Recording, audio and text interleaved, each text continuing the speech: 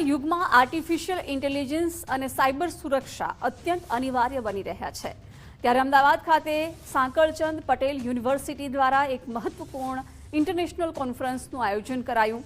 આ 2 દિવસીય કોન્ફરન્સમાં આર્ટિફિશિયલ ઇન્ટેલિજન્સ અને સાયબર સિક્યોરિટી ક્ષેત્રમાં થતા નવા સંશોધનો અને પડકારો અંગે વિસ્તૃત ચર્ચા કરાઈ।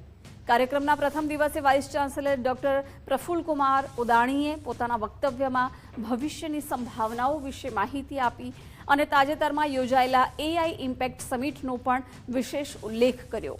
યુનિવર્સિટીના પ્રેસિડેન્ટ પ્રકાશભાઈ પટેલે આ પ્રસંગે મહત્વની જાહેરાત કરતા કહ્યું કે યુનિવર્સિટી સંલગ્ન એન્જિનિયરિંગ કોલેજમાં ટૂંક સમયમાં જ અત્યાધુનિક એઆઈ લેબોરેટરી સ્થાપિત કરવામાં આવશે। આ પરિષદમાં સ્માર્ટ સિટીઝ, હેલ્થકેર, કૃષિ અને ડિજિટલ ફોરેન્સિક્સ જેવા વિવિધ 10થી વધારે ટ્રેક્સ પર ઘન ચર્ચા થઈ છે। નોંધનીય છે કે ઓફલાઈન અને ઓનલાઈન માધ્યમથી કુલ 190થી વધારે સંશોધન પેપર્સ રજૂ કરાયા, જેમાં સાયબર ડિફેન્સ અને નેટવર્ક સુરક્ષા જેવા વિષયો કેન્દ્ર સ્થાને રહ્યા। એ જે ગવર્મેન્ટના મિશન છે એને ફોલો કરે છે અને એને અનુસરીને અમે 4 વર્ષ પહેલા બીટેક એઆઈ અને ડેટા સાયન્સનો પ્રોગ્રામ શરૂ કરેલ।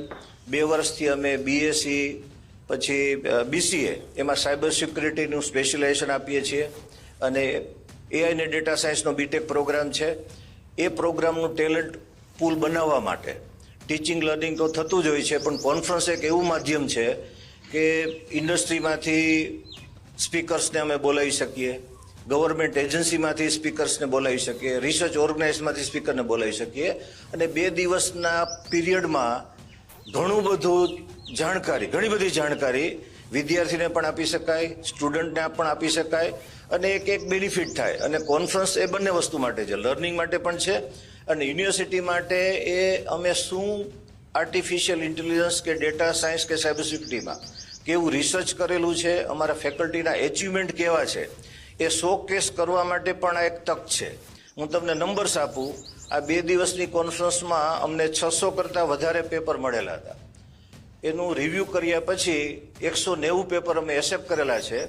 એ 190 પેપરમાં 30 પેપર અમારી પોતાની ફેકલ્ટીના છે અને 25 પેપર અમારા ફેકલ્ટીના છે જે રિસર્ચ સ્કોલર સાથે કામ કરે છે।